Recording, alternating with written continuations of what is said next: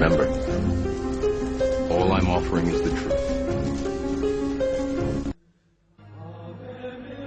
If you go back 225 or 30 years ago, you have what we call the Illuminati that was established in 1776. And the goals of the Illuminati, this is all very well documented, are to take over the world. One of the best ways of taking over the world is to control people's minds. To control people's minds. To control people's minds. To control people's minds.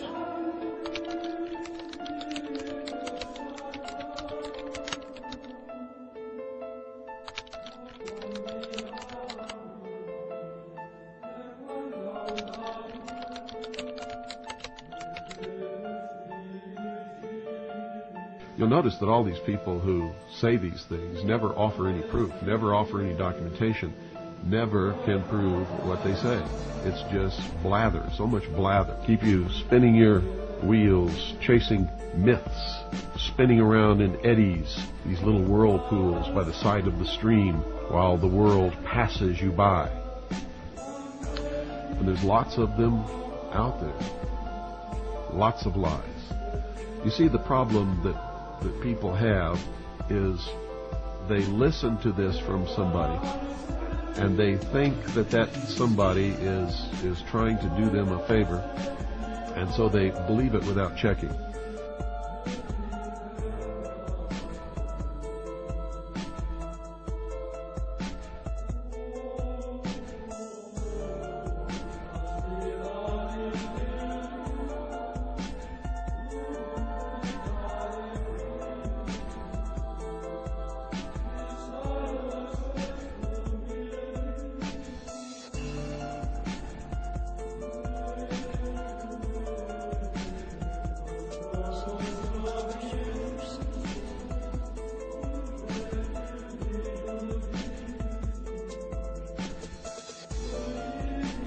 No, it's Jesus who's meant to do it. Muhammad, Allah, what are you talking? Oh, that's all that humanist stuff. Man being his own God. Oh, satanic evil. So we already know that, that's not a common held theory. But wait a minute. What then is the motive that makes people refute that statement? Before we get into what they're into, you're a Christian. Why would you feel motivated to not accept that man is his own savior? I'm very interested in that. I'm very interested in as to why you, not the cult, not the clan, not your guru, why you would, have a problem with that. What's in your psychology that has made you in the 20 years of your life, or the 25 years of your life, or the 40 years of your life, not have enough brain cells to realize, my God, that's the bottom line. Because in my opinion, if you don't accept that, you are an unsane person. You're not insane, you're unsane. You're toxic, and you need to be quarantined or something. You need to be quarantined or something. Now, just who owns this world anyway? People get this idea, I am God. I am God. I'm God. I'm God. I'm God. I'm God. We're not such big shots, folks, okay? You're not God, okay? And the job's not even available anyway. But I can certainly tell you that those quotes that have been taken from the book Magic and Theory and Practice have been totally misinterpreted. This is a case in point I was just talking to you about, Doug, is that people take one little line from Magic and Theory and Practice about the child sacrifices and so on without even printing the whole passage. People need to go to that area of the book. In fact, they need to go to the book and read it about the incredible, beautiful, the spirituality of that man and of that book. Even if you took this out of context, though, just logically speaking, you are apologizing for something that is very clearly a huge part of this New World Order agenda. People have spent a lot of time implicating Aleister Crowley as a major player in this New World Order game, and here is this guy defending the hell out of this guy. I want to continue to show you some of TSARION's beliefs and how they are Masonic to the core, right down to his hope for reducing the population and a dislike of the idea of man as the head of the family, and getting rid of all borders and national sovereignty.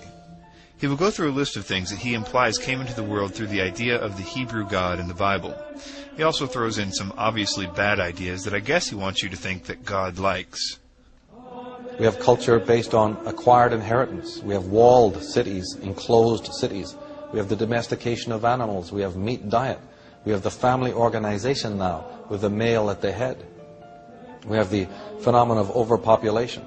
Even the idea of suggesting that in a utopia no one would eat meat is interesting to me, because in the Bible it makes a vivid description of what the New World Order system will look like, and oddly, TSARION's hope for humanity is close to what we see presented here.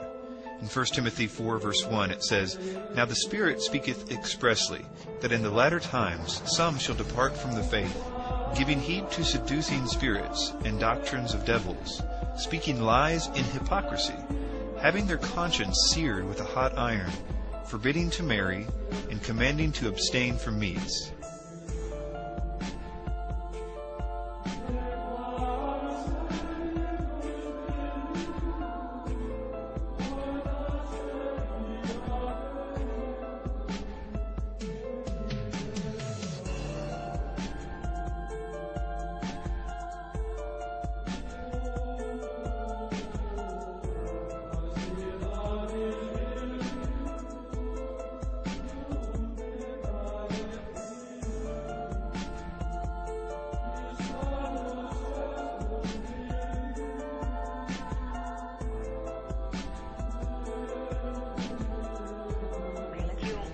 Gentlemen, have you ever heard or read Mrs. Blavatsky? She's Helena Petrovna Blavatsky? Right. Yes. Yes, I have all of her works. You have? Yes. Well, that's why. Yes. I think her best work was Isis Unveiled, Part 2, which is theology. Right. And that was an exceptional work. I think that Helena Petrovna Blavatsky, the Russian mystic, was a very wise and perceptive lady, and she had some very profound knowledge, obviously, and her academic achievements were extraordinary, and so I have a very high respect for the work of Helena Blavatsky. Let me briefly explain what Blavatsky's theosophy teaches. They teach that Lucifer and Satan are one and were originally worshipped as the sun. That Satan is the true Savior who did the true sacrifice in the beginning of time. That Satan came from the planet Venus and is an angelic entity presiding over the light of truth.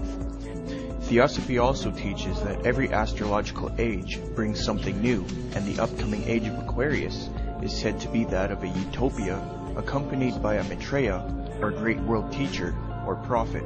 So any time now they expect a world teacher to usher in the age of Aquarius. They believe Jesus just represented the previous age of Pisces, in that Christianity stole from the ancient mystery schools.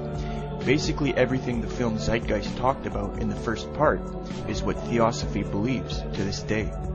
And just like how Zeitgeist has advocated a New Age utopia, the Theosophical Society's objectives were to promote the idea of a universal brotherhood of humanity. Don't you find it striking that the atheist New World Order researchers who are supposedly exposing the big Christ conspiracy get to make books, they get to go in films, go in television, go in documentaries and make all this money, like Acharya S., Peter Joseph, the creator of Zeitgeist, Jordan Maxwell, and David Icke, while the Christian New World Order researchers who expose the Satanic Empire and inform the people of the truth of Christianity get killed and jailed, such as William Cooper, John Todd, Fritz Springmeier, Philip Schneider.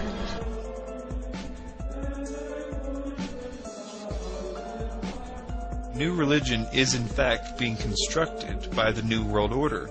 It's going to be one that is based on the idea that humanity was genetically engineered by an alien race, in which our new understanding of our origins will lead us to an illumination of global understanding and a willful elimination of national sovereignty, even by those that used to fight such notions. And in this new global utopia, there might be people who say things like, "Our Bible told us that this false peace was going to happen, and it said it would look just like this, and that it won't last but a few months before all hell breaks out." Those people need to be eliminated, because they aren't ready for this new global peace. They are too afraid of it. They are what's holding the world back from global peace. And after the genocide of those people, everyone will find out for the first time what the real agenda of the New World Order was. But at that point, for many, it will be much too late.